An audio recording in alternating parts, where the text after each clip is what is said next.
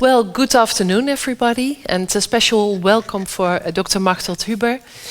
Welcome. The University of Twente offers every year a week of inspiration.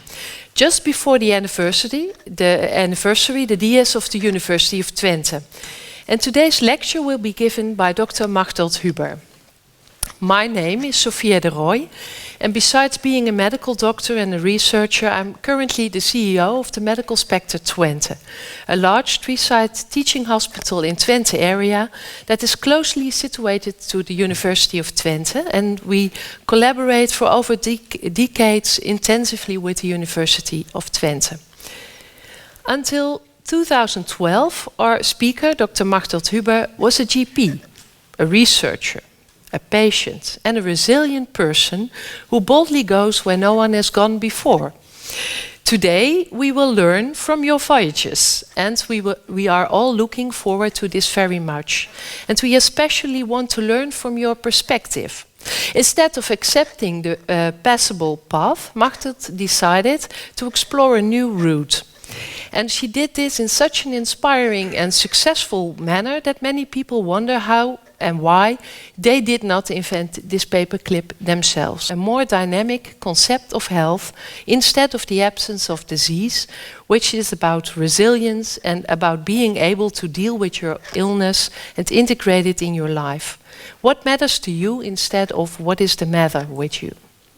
Here I have one of your quotes that appeals to me personally. I would advise to work on your personal development, you once said, as a human being. Learn about philosophy and psychology. Then you will be able to connect the scientific background better to reality. I think that's absolutely true. Develop yourself broadly, because then you will be able to recognize what is needed in society.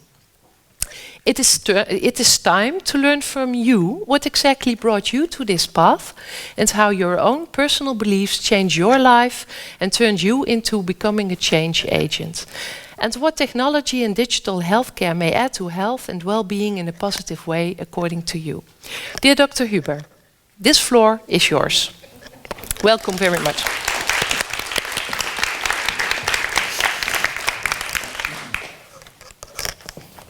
Well, Sophia, thank you very much for these words. Now I really have to bring something.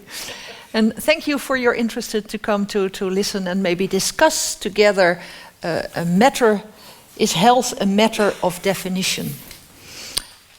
I was announced by that, and I decided really to take you in this discussion what a definition can influence and change. I must say my work did not change the WHO definition yet. So well, we'll see.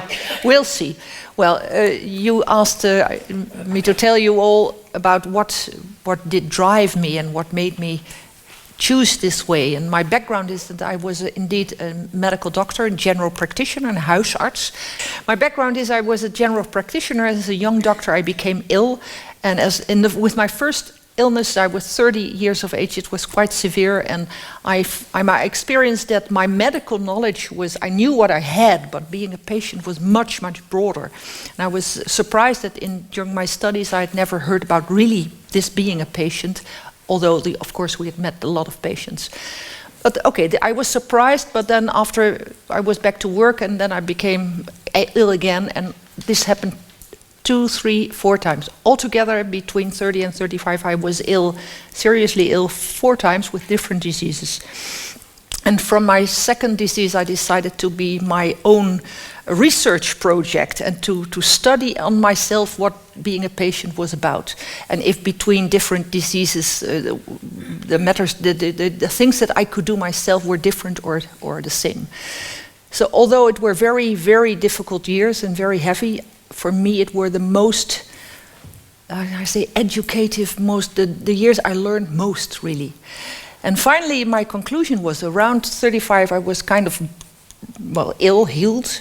I decided I can go back into general practice, which I loved very much, or I can do something with my experiences, because my conclusion was we should broaden healthcare much more than we do now. You can really win so much quality of life for patients, but also really enhance, raise real health. Dus gezondheid echt versterken. And I decided I wanted to go that path because that gave some purpose to my own experiences. So then they would have made sense. So I decided to go and try to broaden healthcare. And I was 35 and, well, a young GP and woman. And how do you change healthcare? Because healthcare is huge.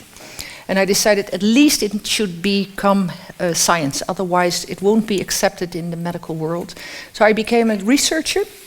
And besides that, I did, when possible, I remained to work a little bit with people because I liked that so much. But I worked with really damaged people. I worked with drug addicts and later with people with war traumas because I wanted to know if people who were, in my opinion, really damaged, how far can you get to really heal them and make them whole again or healthy. And I'm very convinced by that very much is possible if you know how. So that is my own background. And I worked for 29 years as a researcher, and at the age of 63, I did a PhD, more or less out of frustration, but anyway, I did a PhD about all my work for nearly 30 years. And I came in a big Dutch newspaper with a page and a story, and suddenly everybody said, oh, this is what we want. So 29 years in silence, and then suddenly before retirement, it broke through. So I'm now quite retired, but as long as you stay active, you remain very healthy. I'm going to take you along with the last 10 years of my work, which the last 10 years were about the definition of health and what is health really. Before that, I did a lot of research on nutrition and resilience. Resilience, veerkracht is really my theme. First, a statement. You think there are probably some people who work in healthcare, but I pose that you really work in disease care and not in healthcare. Because of this picture. This is a picture of an insurance company. A director who said goodbye made this picture, and I got it from him. And the left triangle shows how the money in healthcare or disease care is so divided. And you see on the top, you see a huge part, and in Holland that's about 80 or 90 billion euros, depending on how much you put it, but anyway, a lot of money. And very much is going to this mental health care, hospital, and long-term care. So an enormous amount of money. Much less is going to integrated first line, that is the general practitioner, the huisartsenzorg, with a physiotherapist, a dietitian, etc. And at the top you see what we spend in percentage on prevention, really trying to prevent disease. And a few years ago it was still 4%, and at the moment our state secretary said it's 2.5% of all this money we spend on prevention. Although we know that many of these chronic diseases that we have nowadays depend very much on lifestyle. And at least the scientists are convinced about 50% of the chronic diseases, and several say that it's probably more, 70 or maybe even 90%. But why is this? Because we have one big value in Holland, that everybody is free to live as you want. And we don't want to be betutteld, like we say in good Dutch.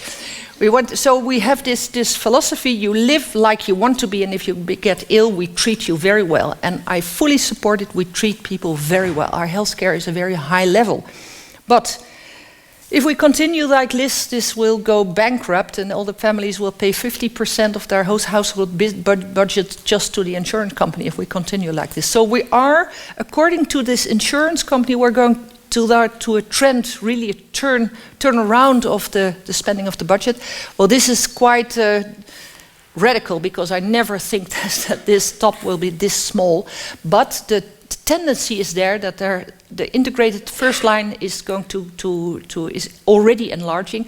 But the big shift, the biggest change is that this little part here should become the basis of our thinking, and that we really prevent all these chronic diseases as far as we can. But we need to learn to think in a different way. And my interest, since my own diseases, is in this pink part. I call that real health. And we need perspectives on that. And I want to show 3 perspectives. One are the blue zones in the world. I don't know if you've ever heard about that, but there are areas all over the world. So in Japan, in the middle of the Mediterranean, middle and western of the United States, Middle America. So these people have different genes, but they live they get very, very old, even over 100 years of age. Well, okay, they die. But they die in a good way, usually. But they get very old without chronic diseases and without mental retardation. So we all fear, or maybe the young ones not yet, but the older people fear that they will get dementia. Please not. These people show that it is possible in a way to really get old very healthy. And the interesting thing is, what are the lifestyle factors which contribute to this? And before I go into that, I just take away the mysticism why these are called blue zones. People think it's because these areas are connected to near the sea or so. No, the explanation behind the name is that the researchers had a big world map and a blue felt tip pen. So because the felt tip pen was blue, it's called the blue zones, and that's all about the mysticism of that. But the interesting thing is they look at all the lifestyle factors that all these areas have in common. And there are more, but I want to discuss the 4 most important ones which stand at the bottom.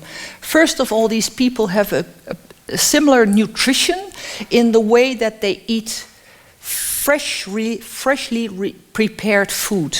They don't eat this supermarket food which is processed and added and enhanced and better and They cook fresh food. Usually, very often, they have their own gardens where they take the plants, the vegetables from. Anyway, they eat freshly prepared. They eat mainly vegetable foods, a little bit of dairy, fish, and meat. And if the dairy is usually goat dairy.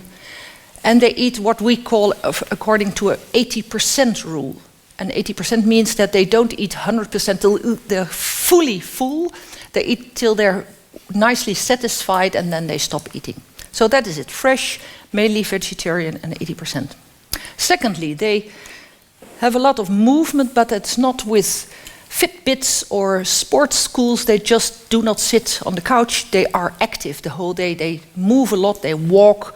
They bicycle if possible. They don't walk to meet some friends at 10 kilometers away. So they move in a natural way a lot. These are the 2 points which you usually hear, nutrition and movement.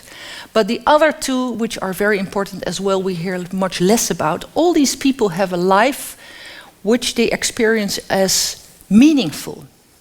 They have a purpose in life. Even if they are old, they get out of bed because they live a life a daily life which gives satisfaction and fulfillment.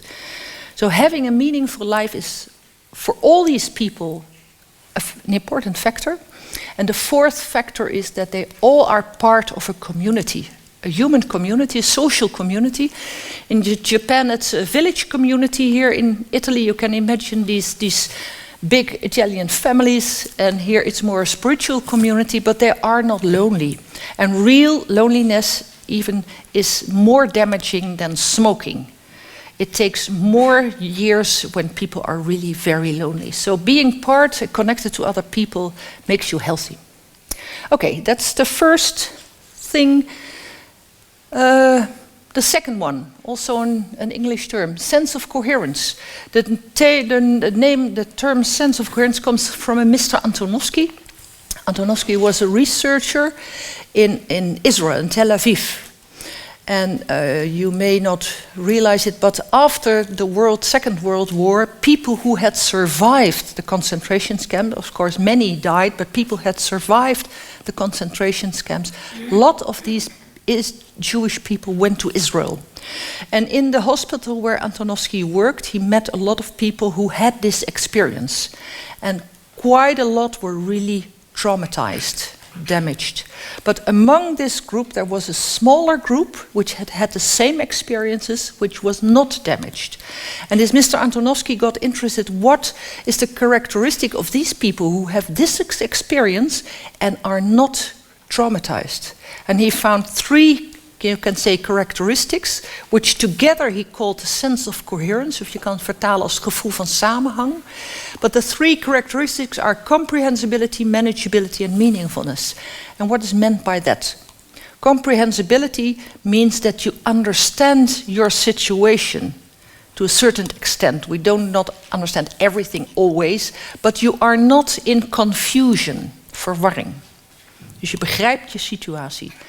The second one is manageability, and that means you have the feeling you have to a certain extent, you have control about your situation. You choose about your own life. You make your own choices. So you are not feeling a victim. You're not powerless.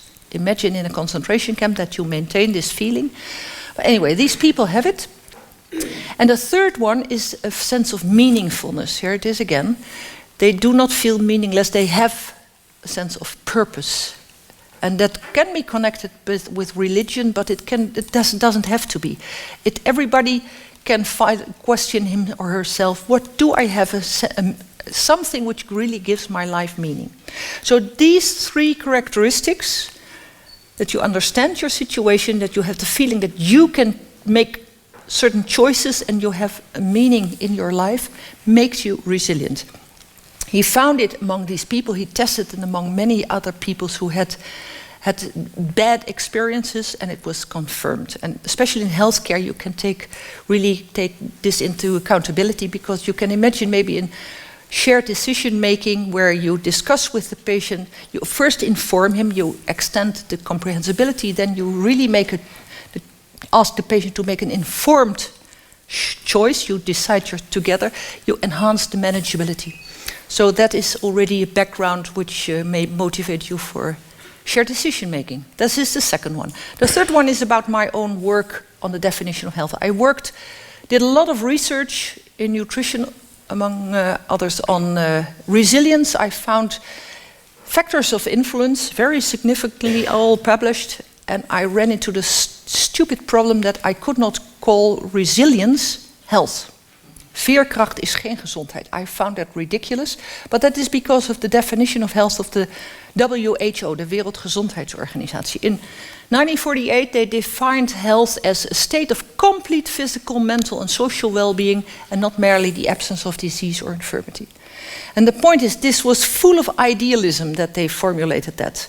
And at that time, we had mainly infectious diseases. And one of the good things of the World War was that the antibiotics became available because they were produced for the army.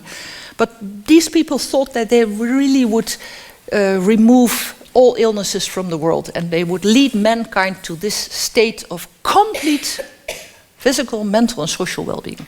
The problem is they had not foreseen that diseases would change. And you can nowadays say, well, people say that if you meet someone who really I don't know if somebody had the feeling that he is experiences this way, but usually they say if you meet a person who meets this definition, you should immediately put him into Artis, that is the Dutch zoo, because this is so rare.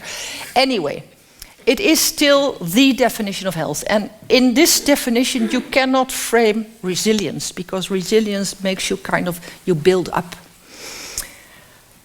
I had a problem with it because I respect the WHO, but I thought it's ridiculous, and I came into discussion with the Dutch government, and they say we have a big problem with this definition because it's holy, and we have to really frame our policy in the framing of this definition. We have to evaluate it, and because I addressed it, they told me, you organize a conference with worldwide.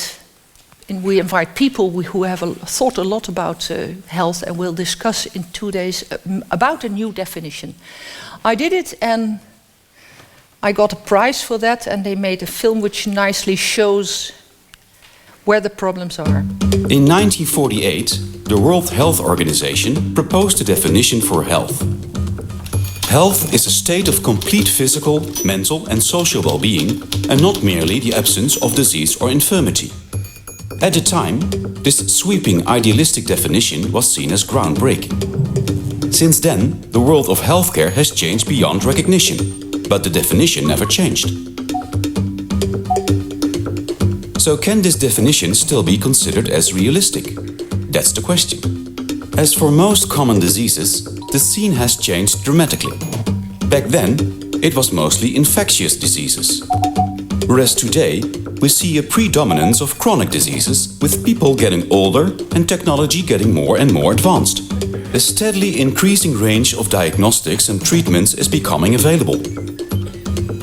Based on the current definition, people are always in need of treatment and can never be called healthy. The validity of this definition has become the topic of heated international debate.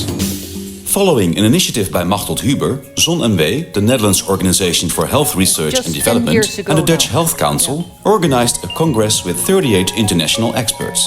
They proposed a new definition of health. Health as the ability to adapt and to self-manage. This new definition was published in the British Medical Journal. Machteld Huber of the Dutch Louis Bolk Institute has been working on this concept since 2000. We don't need that. It's funny, I've never seen, there's a mistake in this film where this man says, we propose a new definition. The Congress was organized to formulate a new definition, but during this conference there was a sociologist who was quite famous in the Netherlands, Paul Schnabel. He's a sociologist, and he said, don't call it a definition, because if you make a definition, that's why it says it's a matter of definition, a definition gives a demarcation. It says, these are healthy and those are not healthy. And that's the problem also with the WHO definition. That is why you can say that hardly everybody, nearly everybody you cannot call healthy. Hardly anyone is healthy. But what we wanted is a kind of direction to work in. And he said, if you call it a general concept, so not a definition, but a general concept, that is a characterization. And this is what we wanted. We wanted to formulate a characterization as a direction to work in. Health as the ability to adapt and self-manage in the face of social, physical, and emotional challenges.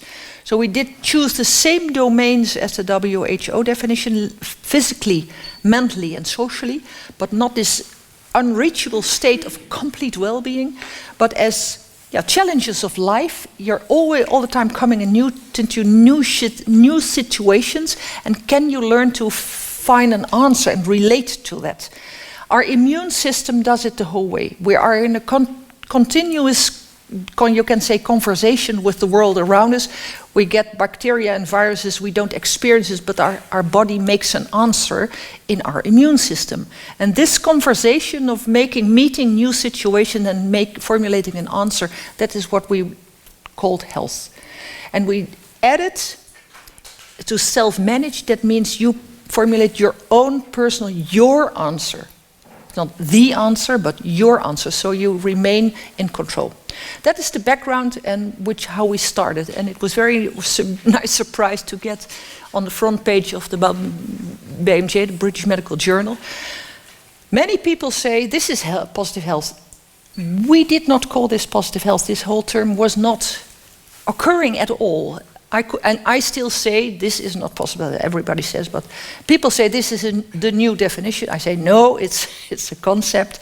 And in the second part, the follow-up study, there we reached the term positive health, and I'll tell you about it. Because this first concept was there. Then I got also from The Hague, from ours, a question to evaluate the support for this concept in healthcare and trying to work towards operationalization. And they told me that I should search several groups. I spoke to many patient groups in focus groups. I had, I think, 10 different diseases, physical and mental diseases. I spoke to healthcare professionals, which were medical specialists of different kinds. They were general practitioners, they were physiotherapists and nurses. Policymakers, health insurances, some people, public health professionals, in Nederlands de GGD'en, citizens, so very older, elderly people who had not a specific disease, youngers and researchers. Altogether, I spoke to 140 people, either individually or in focus groups, and I always at the time asked them the same question. You call that a qualitative study. So I had conversations. And what came out, we put into a questionnaire, and we checked in a quantitative study later. Okay, I'm going to take you along. I always asked the same questions. I had interviews. I asked, what do you consider positive and negative about our new concept of health? The second question was, what are to you indicators of health? Where do you look at if you want to evaluate if someone is healthy? And the third question was, do your indicators and our concept match? So this is considered very free. Here we go. What do you consider positive? I was impressed how many people were very enthusiastic about our new description of health. And they said, because the focus is on the whole person and not on the disease. Patients said, I feel addressed in my strength and not in my weakness. This is not about what I cannot do, but this is about what I can do still. I have, beside my diagnosis, I have a lot of healthiness, and that is now being addressed. And it emphasized the potential. That means you can enhance it, you can versterken. So this really, was embraced very widely. The second question was, what is negative? And some people said, what about disease? Do you treat disease? Because disease is not in your concept. And of course, we never mean not to treat disease. We please treat the disease, but see the whole person. That is the way we look at it. Very recognizable is the question, is everybody capable of this? And of course not, but you don't have to. The idea is that you help people to meet where they are and help them enhance, strengthen this capability. And the third one, how about the social environment? Of course you don't leave people alone. But at the time we proposed this concept, people said, this is a very neoliberal concept. You can send people home and say, this is your own responsibility. And since then I say, self-management. Self-management is, I say it in Dutch, self-management is niet zoek het zelf maar uit management. So of course you guide people to and keep them company. Okay, very much positive reactions, a few of these you can say warnings which you really can meet. But the interesting thing was that several people gave me an advice spontaneously, and they said, now you're working on health, don't make health the new aim, because then you get a kind of health industry. They said, make it a means to a meaningful life. Here came the meaningfulness. It came from the people towards me. They say, the medical science is on such a high level, now we need to speak about betekenisvol leven in Dutch. Meaning help people to find a purpose in life. That's now the time we should go for that. I heard it so many times that I included it in what I developed further, that I come back to that. My second question was about the indicators of health, and when I had spoken to 140 people, I came home with 556 indicators of health. People were very talkative. I had lots and lots and lots and lots of words. So what do you do then? Then you organized, and we had different methods to do this, and finally, with another research institute even, we categorized it into 6 main dimensions of health with underlying aspects. And when we had formulated that, only a handful of words we had not grouped in this. And these are the 6 dimensions of health: the bodily functions, the mental functions and perception. At the time we called it first spiritual, to then spiritual existential dimension. Now we call it meaningfulness, because doctors do not like that word very much. So that's better to speak about meaning. Quality of life. This is a factor which many patients mentioned. Other scientists have problems with that. They said that's not part of health. But all the patients came with parts of quality, so being happy and enjoy life and things like that, they're included. Social and societal participation and daily functioning. So these were the 6 dimensions. I'm not going to but these were the original terms what we had put below. These are you can say, the medical facts. This is the psychological idea, and this is more about really meaning. Quality of life, you feel happiness, enjoyment, perceived health, flourishing, etc. Social participation, the word says it's about the social connection and daily functioning. Can you take care of your own life? Okay, these were, you can say, the indicators. My third question was, do your indicators connect to our concept? And people had very different you can say, groups of indicators, but they all said it connected to our concept. And I could have already suspected that I would run into problems, but I did it when I came to the quantitative part, when I had put everything into a questionnaire and went back to these 7 stakeholder groups, and altogether 1,938 people contributed to this study, and you see very good groups, only the insurers at the bottom were not very motivated. Now they are motivated, but for the rest these groups are very relevant. And they got the positive and negative opinions, and they were fully confirmed. But then they got these 32 aspects, indicators of health, and they had to rank them, because they had to tell. Here you see the main dimensions, the bodily functions, the mental functions, here the spiritual, existential, we call it already, quality of life, social and societal participation and daily functioning. They had to rank all these 32, which are behind here, on a scale of 1 to 9, and say, do you consider having social, communicative abilities, or do you have meaningfulness? Do you connect that to health? On a scale of 1 to 9, they had to group that. And this came out. The colored lines are the stakeholder groups. And this picture was the clue to how it went further, how it continued. Because, first of all, you see with the bodily function, you can see the more medical terms, biomedical terms. Everybody agreed that these are connected to health. But about the other concepts, people differed very strongly in opinion, and these differences are very significant. So, confusion.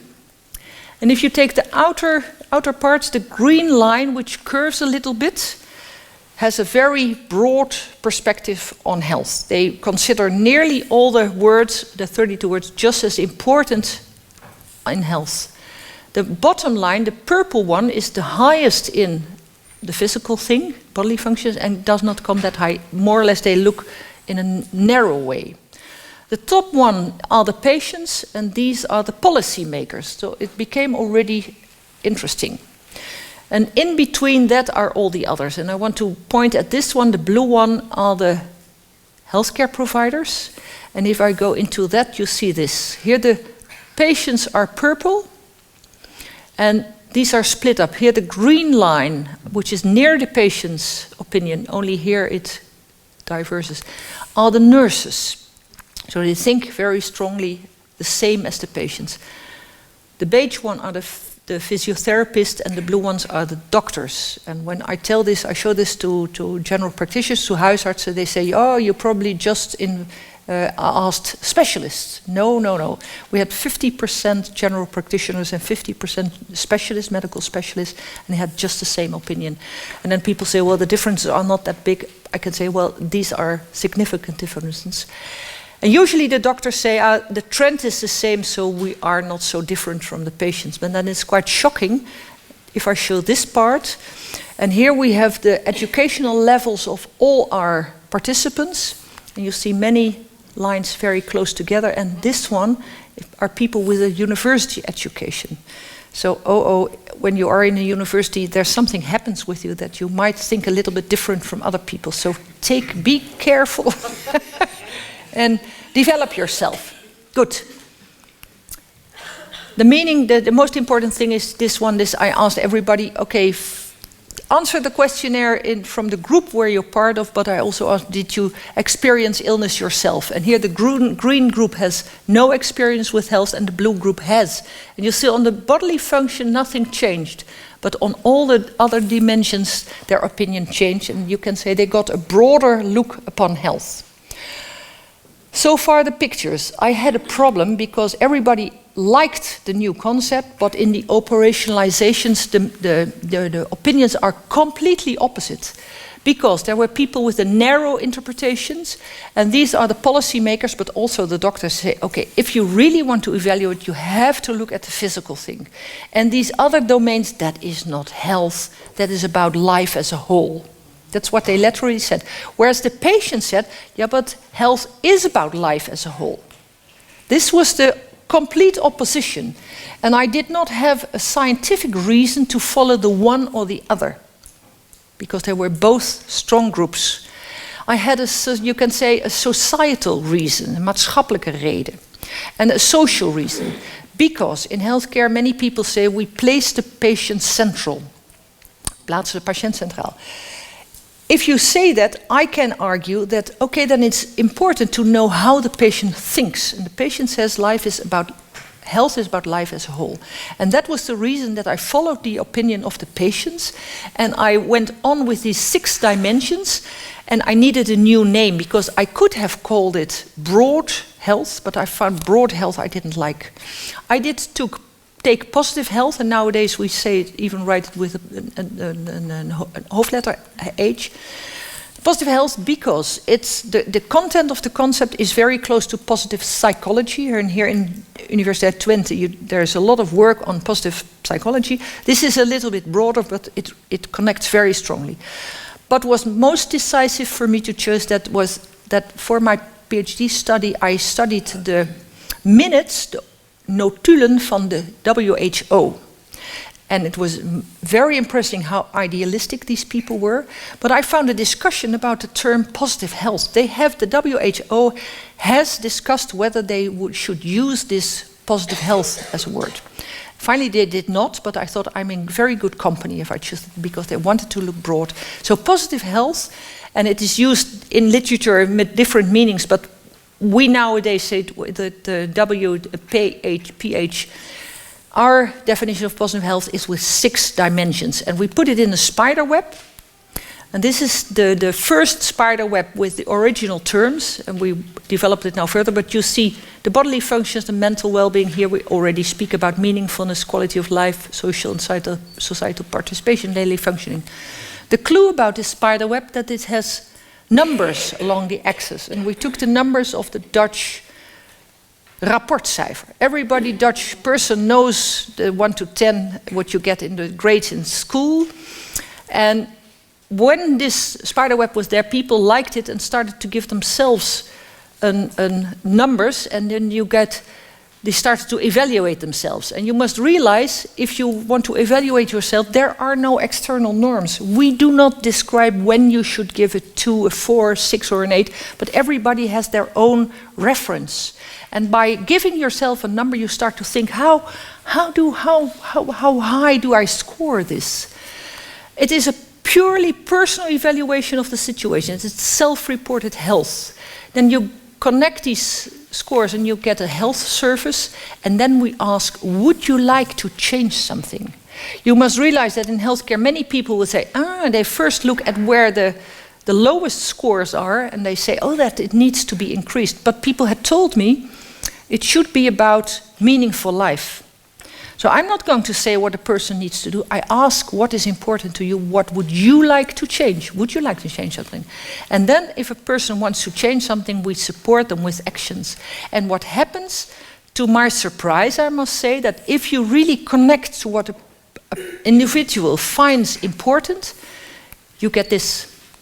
If they really get into action and start to work on something which they like themselves, which has value for themselves, you see the scores in all the domains raise. I must say this is a bit too positive, but it's about to impress you, to show you that it gives a sense of well-being if a person is active with something which he likes very much. And this is also published. I'll tell you how it's since then elaborated, verder uitgewerkt in Nederland. I did my PhD study, like I said, I was in a newspaper, and suddenly the insurers got very interested, and they say, please make this into a measurement instrument. And to make something into a measurement instrument, that is really scientific work, very, very complex. We got some money to work 1 year with the university, and we ran into problems because of this. And this is a picture which I got presented in a long-term stay, home care clinic, langdurende zorginstelling. This is, I don't know if you know, this is by a Swiss artist who likes to clear up life. And here he cleared up the stars. But they showed this to me and they said, kijk, our people here, our patients who live here, experience themselves like this. But this is how science makes what science makes of this. And then our personnel comes with questionnaires like this, and they start to score to get to know the person. And then the patient says, but this is not about me, this is about me. But I do not feel recognized by that. And they said, we do not want these questionnaires anymore. Please, your spider web connects to how people experience themselves. And please take care that you do not run into this. Well, I can tell you this university proposed 320 questions, and they still were confused. It should be more even. I realized no one will answer 320 questions and thinking that you really have measured something. So we decided we ran out of money, and we decided to, for the moment, to stop this process. But we took a step forward where we developed it more into a dialogue tool. We put in more simple terminology, dus eenvoudiger woorden, because the first words were quite complicated, cognitive functioning and so. So now the language is simpler in the final spider web, and we call it clearly a dialogue tool. It's not a measurement tool, it's a dialogue to get into conversation with the other. We keep 6 dimensions. Now we have 7 questions with each dimension, and we have apps with advice. It's called Mijn Positieve Gezondheid, the digital version. It's still in Dutch, and this is how it looks. Well, we can discuss it. You got it on paper. At the moment, we're not going to go into that. I just go on. Working, we now say it's working with positive health. It takes 3 elements. The spider web is only one step first. It's a broad reflection on your life to start really to think. You kind of look into the mirror and question, how am I at the moment? And then the professional has what we call a different conversation. We say het andere gesprek. We're not going to advise and say, as a professional, what we usually tend to do, I advise you to do that, as if I would know what would be best for the other. No, we turn it around and we say, what matters really to you? Would you like to change something, and if so, what is it? So we focus on the values and what is important for the other person. And it is quite difficult for people who work in healthcare to change their conversation, because they're very used to giving this advice. But they learn, and that's really where we train them to have this different approach. And they say when they succeed, they say this really works. And then if you have in this conversation, a person mentions what is really important to him or her, then we go further and we say, what could you do to make this stronger? Then again, there's a pitfall if I start to advise, oh, then I should do that. No, I should not say that. I ask, what do you think, what could help you? What do you think of yourself? And what could be a first small step in that direction? Make it very small, because if it's too big, you can't do it. Together decide on small steps and coach a person to continue that, and to really each day work a little bit on what you really find important. And we have a Dutch verb, I can't translate it, maar dat Dutch verb says, elke dag een draadje is een hemdsmouw in een jaar. Yeah, if I translate it, each day a thread is a complete sleeve in 1 year. But the idea is that if you really work on something which to you is important and has value, it becomes a strong power. And that is how we guide people. So this is what we train nowadays, and the difference is that we are not going to, of course we treat the diabetes, we treat the heart, we treat the blood pressure.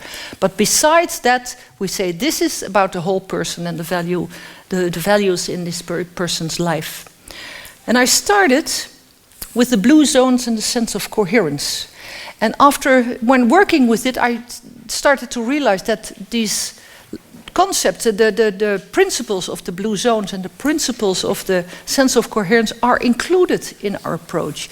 Because in the spider web are the nutrition, the movement, the meaning, and the social embeddedness. And we are developing that are going to give even more also advice or tips about how to increase this in your life. But the approach with this different conversation connects to the comprehensibility, manageability, and meaningfulness. Because we find that if a person really fills out this spider web, or by him or herself, or we do it together, they get a kind of overview over their life, and they start to comprehend more. We really get reactions, people say, oh, that it kind of what is still before it was kind of confused or blurred, it gives an overview. Then this conversation about what is really meaningful to you, we address this meaningfulness, what is important to you. And to start this, doing these little exercises, really take action, you enhance the manageability. And people like it very much. I wanted to change healthcare long ago, and I'm completely surprised of what all these different organizations and regions, etc., are all starting to work with it. Of course, it's not all, but in public health, it's widely embraced. We have many general practices, and some different hospitals starting to work with it. Home care, many professionals have it in their visions and mission about their profession, etc. I'm not going to mention everything. Interesting is the province of Limburg addressed us 3 years ago and said, we want to be the first positive, healthy province, 1.1 million people. How shall we do that?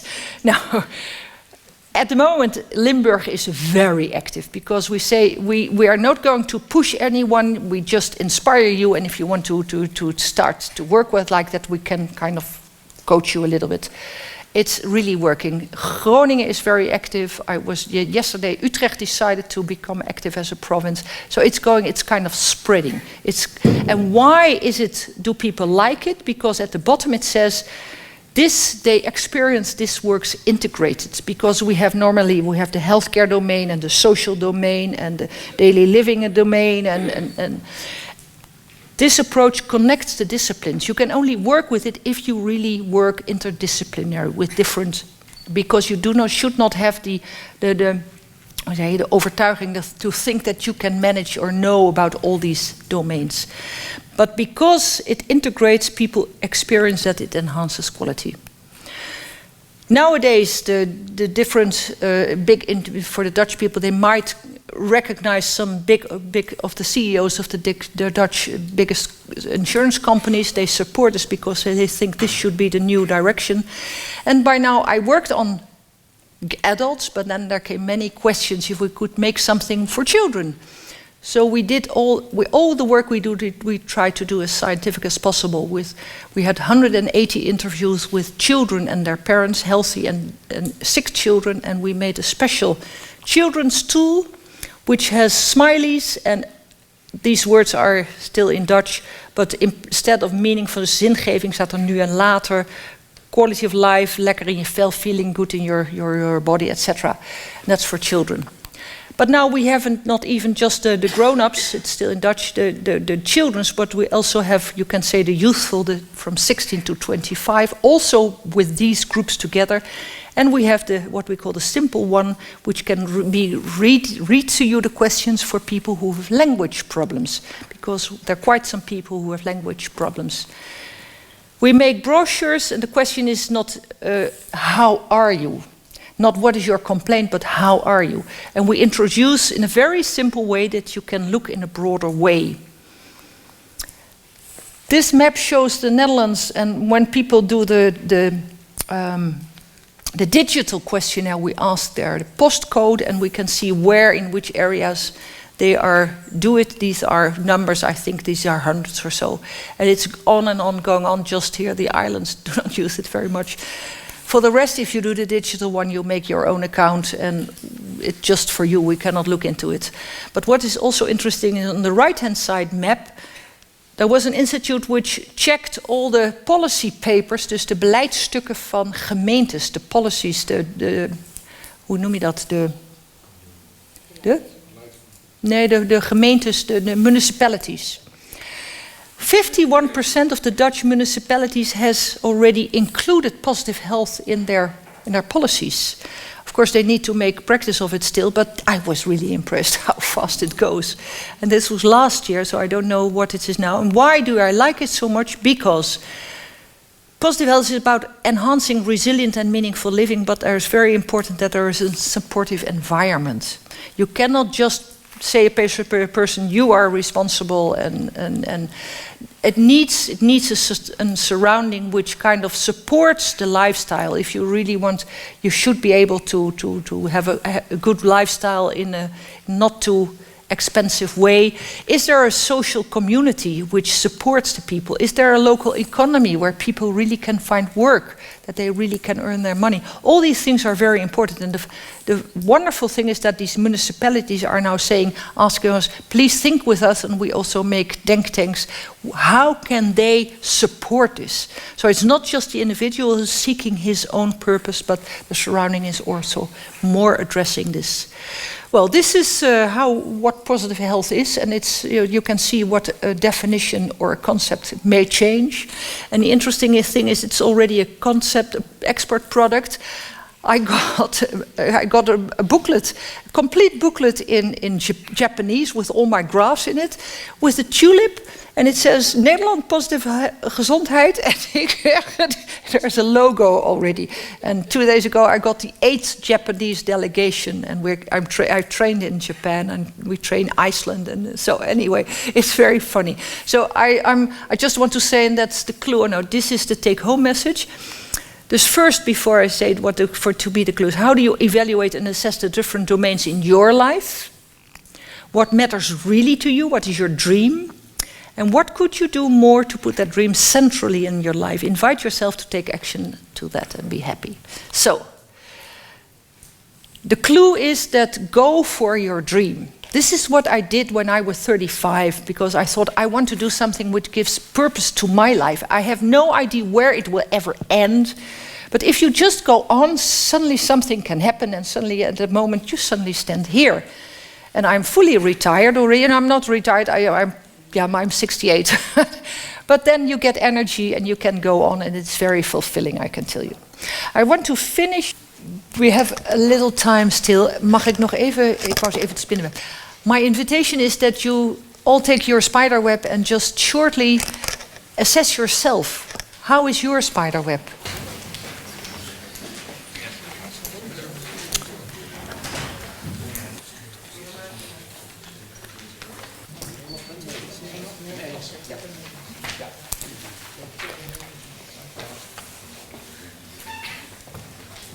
And if you have your health service, ask yourself,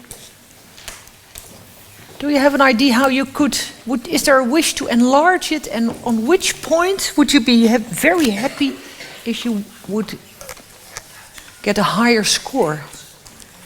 Not what you think you have to do, niet wat je moet, maar what would you like to enhance, to make better? What kind of small action could you think of to make it better? And it needs to be a small action, a daily action you could do every day, which could finally, like I said, elke dag een draadje is een hemdsmar in je haar, would build up to power. Realize what your dream is and go for it, and you will reach the stars. Now, if you couldn't finish it, take a closer look at home. We have still some time for some discussion. Sophia. Okay. Well, Machteld, thank you very much for this inspiring, integrated and interactive lecture. And I do think there are some questions after everyone discussed his web of inspiration. Yeah.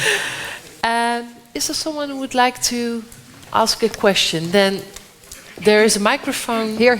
Oh, here. Oh, sorry. Yeah. Dames eerst.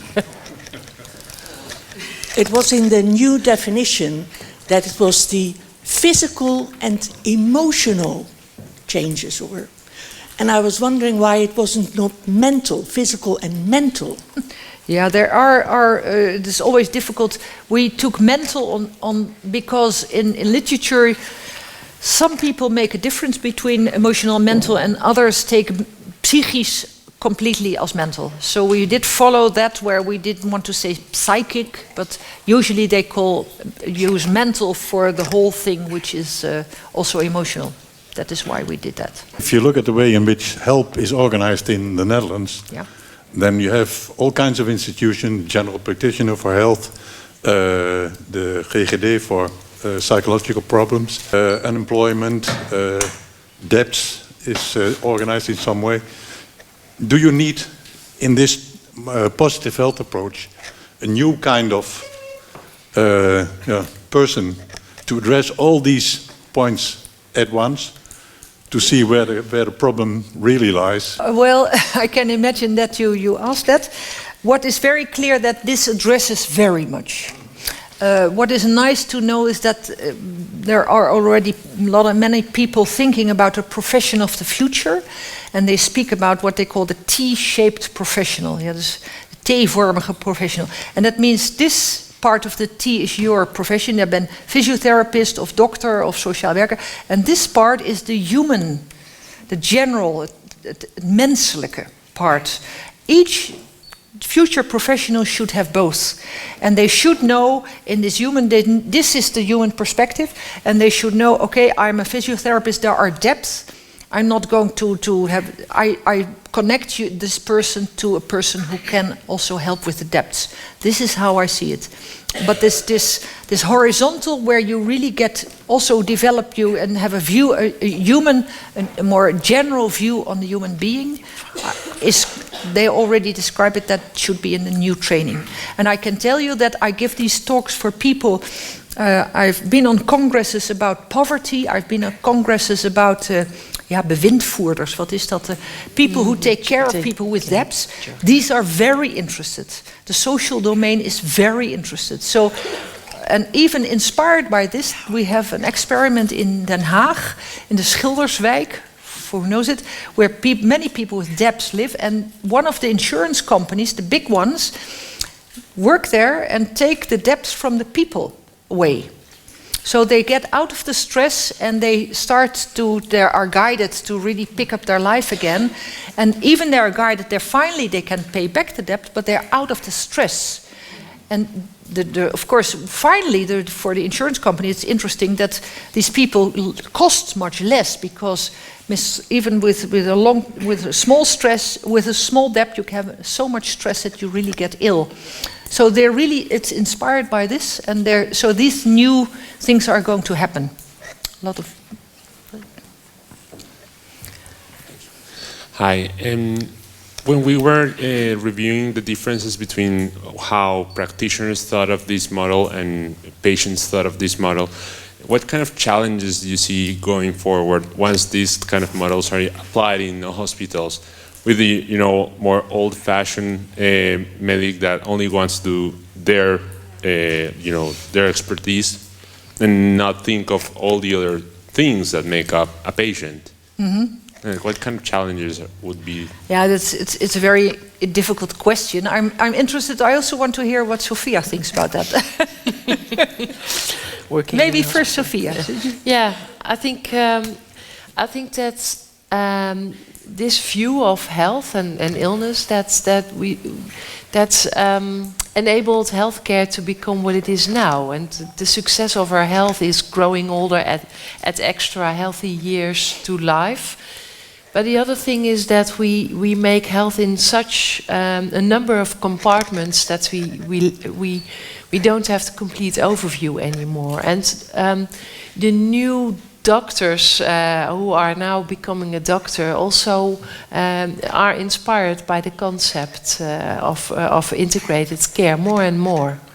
And we need these T-shaped professionals, because by the T they reach each other. I like the idea as well, and more specialized in that. You need doctors who can do special high care interventions, but you also need a doctor who can do that and can ask you what is the meaning for you if I offer you this high care solution? Do you really need that solution in life? So I think we are raising a new generation of doctors, and we have to work on that from inside the hospital to outside. So that's a long answer to your question. But that takes some years, because the point is you cannot force people to think this way. No. We are all, as doctors, trained to look very biomedical. And you see here and there people starting to recognize it, and they are you can say the ambassadors who start to work in a new way. And that takes time before everybody has this change of mind and change of paradigm. But it's growing. But being a researcher, I do have a question about the predictive value of positive health. So I understand from your talk that an absolute value of positive health is meaningless to classify.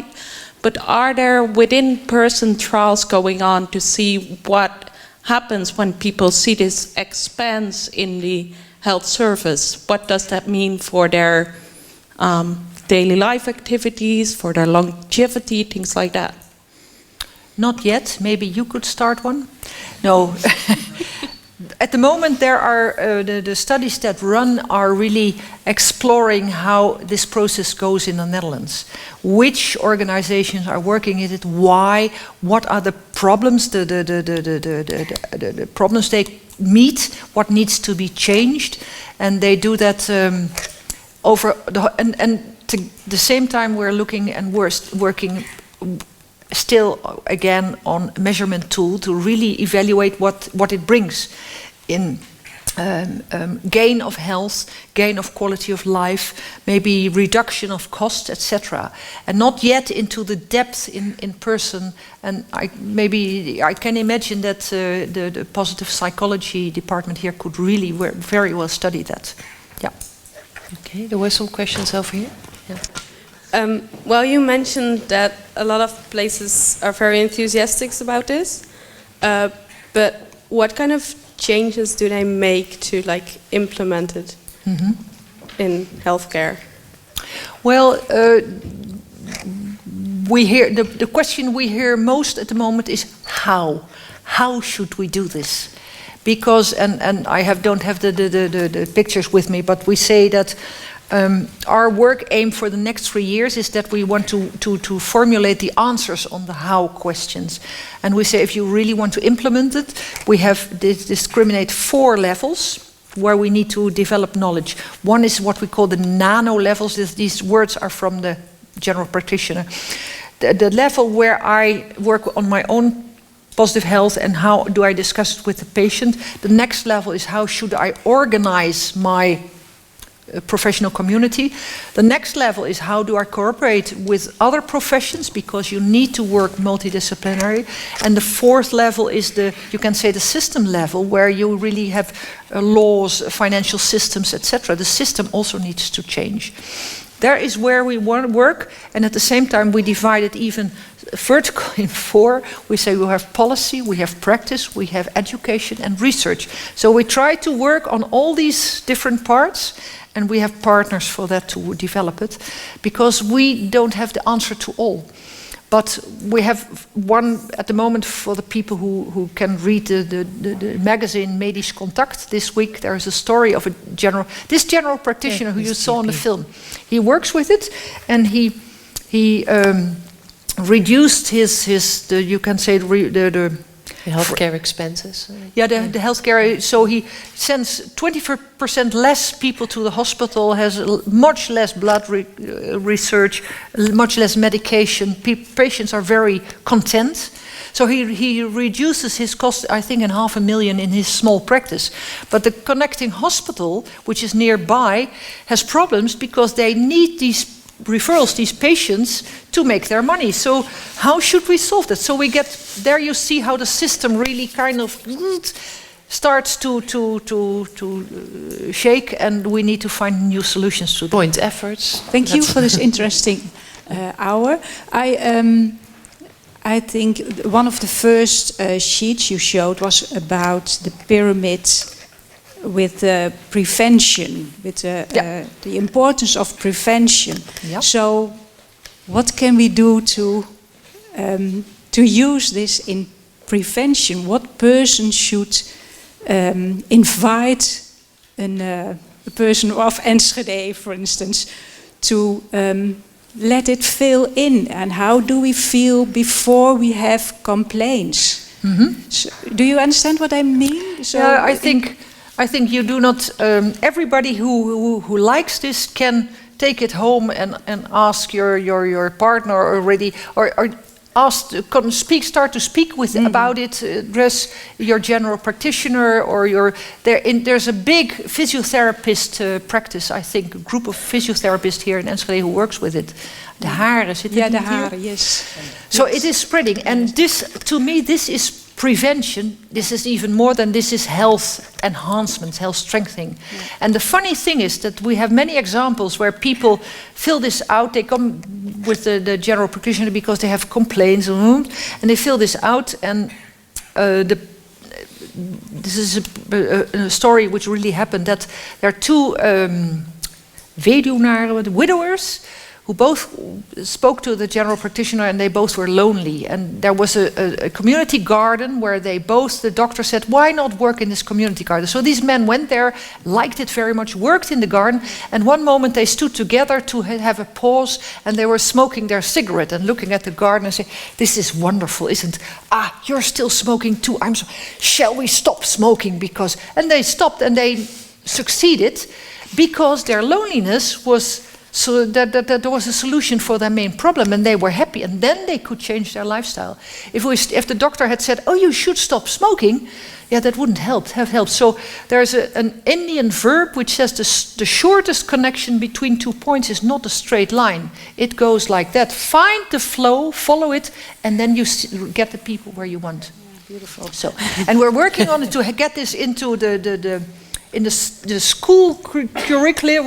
We're connecting now the children's tool with actions that children, we collect them with children. What can children do to get a better feeling about themselves? And this is going to be turned into lesstof, that they can really use it in the basic schools too. Yeah, great. Here was a question. So first of all, thank you for your lecture. It was lovely. And I would like to ask about how, apart from just improving your levels on all the aspects, is there anything that you would think as like something that would be just sufficient or enough for them? That would be? Sufficient. Sufficient? Now, okay, you know, the enhancing your scores is just because people, this is to seduce them, to nudge them. It's not important, but people like it. They have this small competition with themselves. The main focus is, what is your dream? Find your dream, like the girl in the movie said. Find what motivates you. And that is what really brings you strength. In the blue zones, the meaningful life is very important. In the sense of coherence, it's also about this meaningful life. Antonovsky says meaningfulness is the strongest. And well, I work with the damaged people, all to really help people find their own goal in life, their own purpose, what really fulfills them, brings so much power and healthiness. So that is what it's all about. And this helps to kind of, do you meet something where you say, that helps very often, that people, by reading these words, they suddenly say the clue, that is important for me. That is the meaning of this spider web, not more. But what if like a person feel them all and feel like, okay, though I don't score 10 on all aspects, I feel pretty content with myself. Wonderful, wonderful. I'm not going to push. And then what if someone just scored 2 on each, but they're satisfied with their level, with their opinion? Well, the very slow scores we've seen with people who are addicted or are homeless, and they're not happy. But the point is, can you give these people a perspective and hope that things can improve? And there we find, and that's in Amsterdam they did a study, that this works. That a trained professional can use it to really get somebody to really make steps again. Nou, daar was nog een vraag. Hi. Yes, thank you. I really like your definition or your concept, what you call by yourself. Yeah. However, I was thinking this may be applied to the Western world mostly because our healthcare system works pretty good. Do you also think this may work in second or third world countries? Yeah, and if yes, how? I must say that if you speak about resilience, my impression is that I've been to Africa, but not about my work but these people who have very little and children are very resilient most of the time. When they get into contact with our Western culture, I don't know if they get happier. I guess not. So, but no, maybe.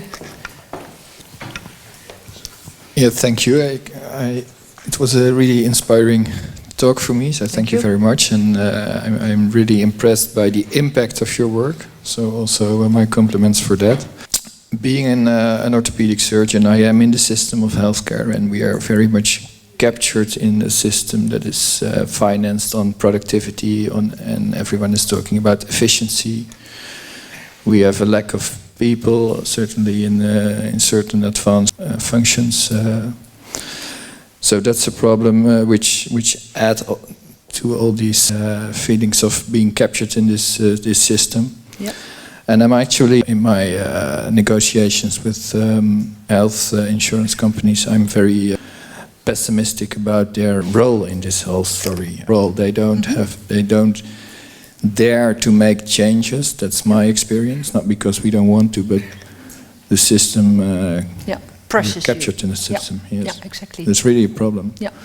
So that's also a question for Sophia.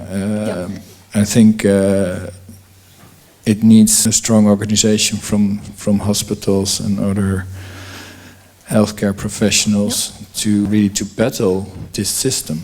Yeah. What do you think about that? How are we going to do it? Sophia and then I. Yes, I will. I think the health insurance companies, if you see these people behind the desk, you see Ruben Menzelaar, you see Wim van der Meren, they are very inspiring and they are visionaries and they see what is needed to happen. But all the others working there, like we working on other places, we all are part of the same system. And it's a system that has had its longest time, I think. And we're having challenges, you already mentioned some of them. We also see nurses and young doctors overburdened. We also see people leaving healthcare because they don't believe it anymore, that they can't follow their heart to work for the things they believe in. And I think this, we also had a little discussion before you give your presentation, this can also inspire us healthcare professionals why we want to do the job, what we want to do for people. But yeah, as we are all part of the system, we can do two things. We can say, well, we are part of this system and it asks us to handle in a certain way, or we can discuss this. And in Twente, we are working on how can we afford future-proof care for people in Twente. Although all these challenges we have to face, like demographic issues and a lack of labor force. And we have to think about rearranging tasks and rearranging the way we are paid for it. And I think the next few years we're still stuck to the hoofdlijnenakkoord, but afterwards I think we should focus, and we also have to do it now, to think about how can we organize this together in a better affordable way and take responsible, be responsible for that as well. So we have ideas and we are discussing them with many partners in this area. But we have to work on them together, not for your own small part of the healthcare system, but on a broader scale. That's a long answer to a small question. Perhaps we have drinks, we can discuss more in detail. Okay, Machteld, please. Yeah, and I realize fully what you say, and that is a big problem.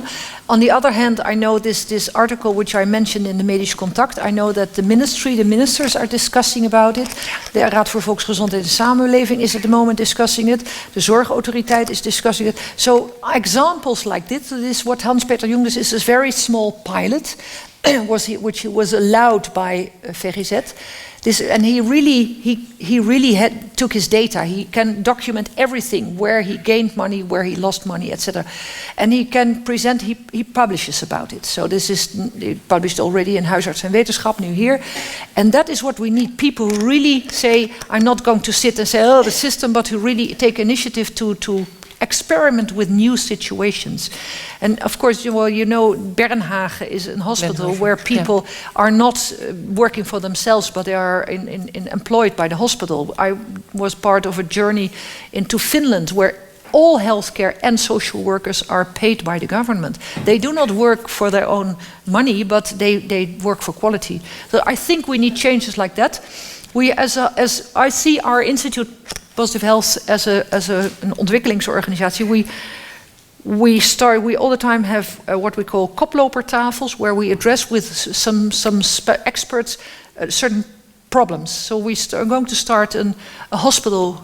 Frontrunner hospital. Working koplopertafel, because many hospitals want to work with how do we do it. We're also going to start an insurance company koplopertafel, where the insurance company people say, well, we know solutions how to pay this. We do not want a stelselwijziging. We say, okay, you come, we start to say, we're going to document how you can pay it. And on my back, I think, okay, we have we get somewhere. Then we're going to discuss the stelselwijziging, because the system needs to change.